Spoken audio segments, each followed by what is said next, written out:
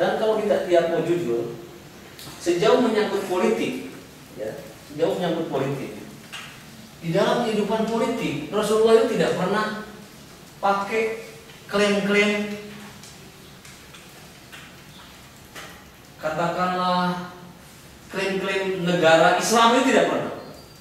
Dia memakai istilahnya umat al-ummah al-muttahidah, al-ummatul al-muttahidah, al-ummah al-muttahidah, umat bersatu. Dan ini pada Piagam Madinah ini.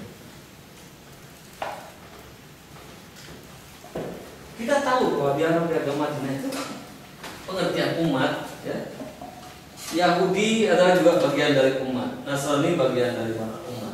Siapa saja yang ikut perjanjian, ikut mengikat perjanjian bersama, maka mereka berhak mendapatkan perlindungan bersama. Orang Yahudi bebas untuk mengembangkan, dilindungi agamanya sendiri-sendiri. Orang Nasrani bebas untuk mengamalkan agama sendiri. Kalau salah satu diserang, maka yang lain ikut membantu. Semua komunitas itu punya hak dan kewajiban yang sama.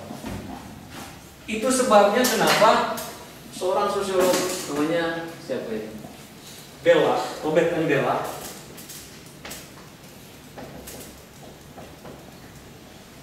menyebut bahwa model masyarakat Nabi, politik Nabi di Madinah itu merupakan model dari modern equalitarian society, model satu negara yang setara, yang lebih modern dari zamannya. Jadi konsep umat yang dikembangkan Nabi itu hampir mirip-mirip dengan konsep nation dalam negara modern ini. Karena secara politik Nabi itu tidak pernah mendemarkasi kehidupan politik itu khusus untuk agama Islam saja. Bagaimana tidak? Karena Nabi itu sebenarnya, komunitas Islam di Madinah itu sebenarnya hanya boleh dibilang satu klan di antara banyak klan-klan yang lain. Ingat, waktu Utbah Wada itu jumlah orang Islam itu cuma 10.000 aja. Itu Utbah Wada. Oleh karena itu selalu di dalam komunitas politik Nabi itu selalu proses negosiasi antar pemeluk-pemeluk agama. Nah, kalau ada, dan Nabi tidak pernah memerangi agama, kalau komunitas agama karena keyakinannya. Sesuatu komunitas itu diperangi karena berkhianat pada perjanjian konsensus bersama itu. Dan sebenarnya juga diberikan hak-hak yang sama. Misalnya gini, orang sering ini sekarang ada orang non-Islam itu harus bayar namanya jizyah. Lalu orang bilang, wah ini diskriminatif ini. Tetapi jangan lupa prinsipnya, orang non-Islam bayar jizyah karena orang Islam bayar zakat. Zakat ini juga pajak sebenarnya, sama seperti jizyah. Jadi maksud saya sebenarnya apa yang terjadi di Indonesia itu merefleksikan juga tradisi-tradisi politik yang berkembang. Bahkan gini ya, kita kan sekarang mengenal istilah masyarakat madani. Masyarakat sipil bukan masyarakat madani. Madani ini kan bisa satu rumpun dengan din, tamadun.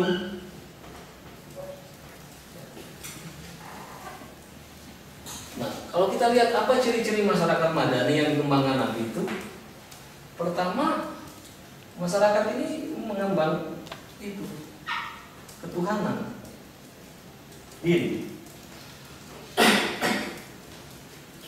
Kedua, menjunjung kemanusiaan universal, kemanusiaan. Prinsip-prinsip kemanusiaan awal itu juga ditegakkan oleh Nabi Muhammad. Misalnya firman-firman, "Laqad karramna bani Adam." Aku muliakan Bani Adam seluruhnya, bukan umat Islam, karramna bani Adam. Terus dalam khutbatul wada dikatakan, hari ini ya, aku lindungi ad-dima wal amwal wal harus lindungi darahmu, amwal harta milikmu. Arab, kehormatanmu.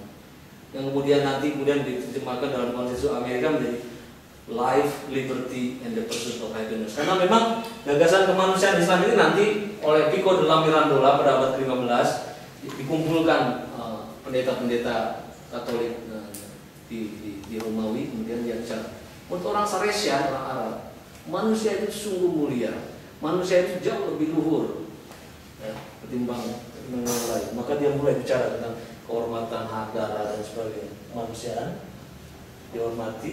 Oleh karena itu, dalam Islam dikatakan membunuh satu orang sama dengan membunuh kemanusiaan seluruhnya. Membunuh satu orang tanpa tanpa kejelasan dosanya apa itu.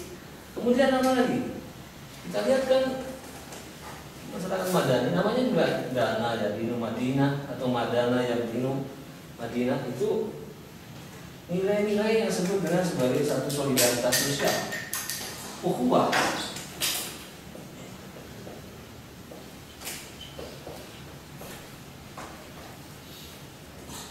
Dan ukhuwah ini seperti saya katakan dalam konteks umat. Dan konsepsi umat di dalam Islam itu lebar sekali. Sekarang ini kalau bicara umat, bukan hanya dulu masih lumayan umat Islam. Sekarang umat NU, umat PKS, umat Tarbiyah, umat Salafi, wah udah semakin tipis saja. Dulu umat itu bukan saja berlaku orang Islam, Yahudi bagian dari umat, Nasrani bagian, bahkan flora dan fauna itu bagian dari umat. Misalnya ada ayat ini, wa ma min dabatin fil ardi wala ta'irun yatiru bi janahi illa umamun amsalukum.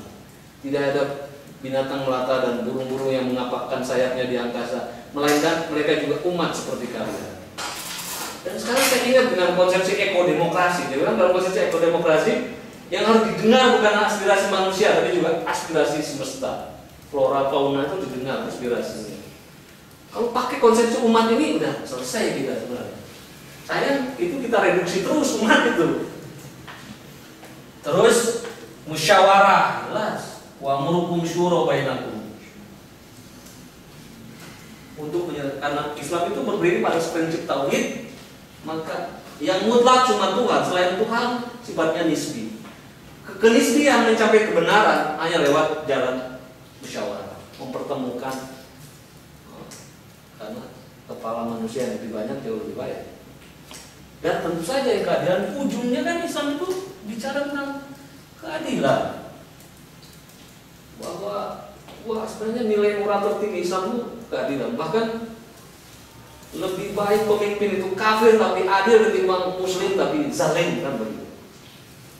Banyak sekali ayat-ayatnya. Inna Allah ya'murukum an tu'addul amanati bil ahliyah. Kalau kita lihat refleksikan, ini saya refleksikan. Nilai-nilainya apa yang tergambar pada saudara-saudara? Pancasila kan? Coba siapa yang bisa menentang nilai-nilai ini? Ini Islam sekali ini. Tidak ada keraguan sama sekali. Ini Islam sekali. Islam sekali. Oke ya. Nah, jadi secara substantif kita sudah nilai-nilai values-nya juga sama dengan values masyarakat Madani. Nah, sekarang kapan istilah Khalifatullah ini muncul? Dulu sewaktu Sayyidina Ulama Rasyidin Abu Bakar, Umar, Utsman, Ali menyebut dirinya tidak Khalifatullah tapi Khalifatul Rasul. Khalifah itu kan pengganti, Khalifatul Rasul, pengganti Rasul. Mereka tidak punya keyakinan yang terlalu luar biasa, megalomania untuk mengklaim aku adalah wakil Tuhan. Nggak berani begitu. Ulama Rasyidin itu cukup rendah hati. Mereka tidak punya megalomania yang mengatakan Khalifatullah. Ini aku adalah wakil Tuhan. Sehingga punya hak untuk mengatakan salah, benar. Hanya cuma mengatakan Khalifatul Rasul. Nah, kapan istilah Khalifatullah itu muncul? Setelah Muawiyah. Muawiyah ini membawa balik konsepsi-konsepsi equalitarian society yang sudah. Jadi Kesetiaan pada kabilah-kabilah yang lama itu kan sudah dibabat oleh Islam. Kesetiaan pada Aus, Khazraj yang didemistifikasikan. Itu tidak suci sama sekali kesetiaan itu. Kan diangkat ke entitas yang lebih tinggi, entitas politik umat itu. Dari kabilah-kabilah diangkat. Nah, Muawiyah kembali ke era tribal, pagan tribal yang menganggap bahwa setiap pemimpin itu adalah titisan dari dewa, titisan Tuhan yang punya ini. Dan oleh karena itu tidak perlu ada pendapat yang lain. Rasul aja kalau memutuskan perang merasa perlu untuk mendengar pendapat yang lain. Tapi sejak Muawiyah ini betul-betul seperti Tuhan dia, seperti Tuhan. Jadi konsep khilafah sebenarnya konsep dekaden, Islam dekaden. Nah, konsep Islam dekaden inilah yang ingin kita katakan sekarang itu konsep yang Islam benar. Gitu. Islam benar. Nah, itu absurditas pertama. Absurditas kedua. Tidak ada imperium di muka bumi ini yang ujuk-ujuk seketika dari Masyrik ke Maghrib, tidak ada. Kalau kita lihat imperium Islam dulu, itu dalam satu noktah kecil di Madinah yang sekarang kompleks Masjid Nabawi ya segitu.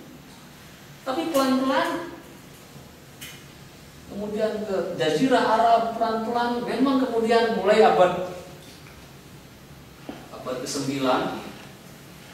Makanya kemudian kenapa Islam dikatakan the first civilization yang menginternasionalisasikan pengetahuan, karena mulai abad ke-8 ketika di sini ada Baghdad, kemudian di Cordova abad ke-9, itu praktis Islam itu kekhalifahannya mulai dari Iberian Peninsula sampai kepada Tajikistan, sampai Uzbekistan, sampai ke Samarkand, sampai ke Kiev, near Kiev di daerah ya Rusia.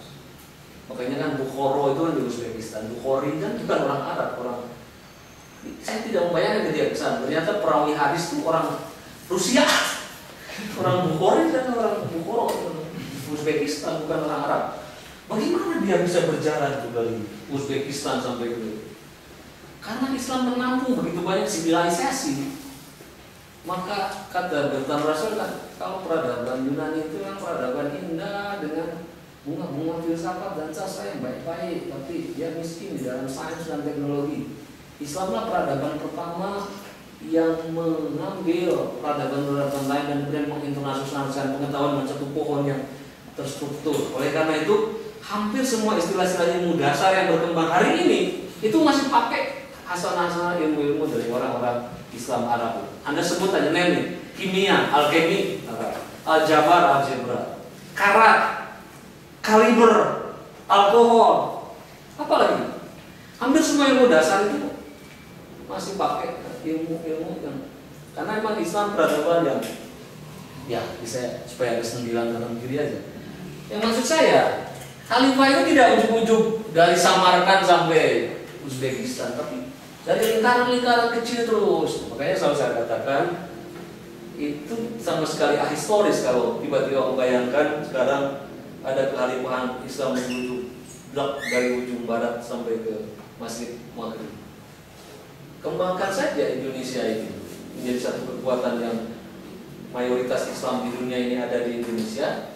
Karena kalau kita bandingkan seluruh penduduk Arab itu dijumlahkan keseluruhannya belum mengimbangi seluruh penduduk Indonesia. Seperti Amerika lah, dari negara kecil tapi pengaruhnya kan bisa global. Kalau ingin khalifah, kembangkan saja lah Indonesia ini pengaruhnya sehingga nanti dia memang akan berpengaruh secara internasional. Itu menurut saya. Jadi kadang-kadang pikiran-pikiran itu harus lebih realistik lah, jangan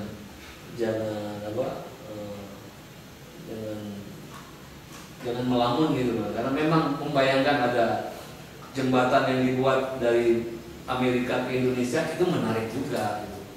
Tapi masalahnya itu realistik apa tidak gitu.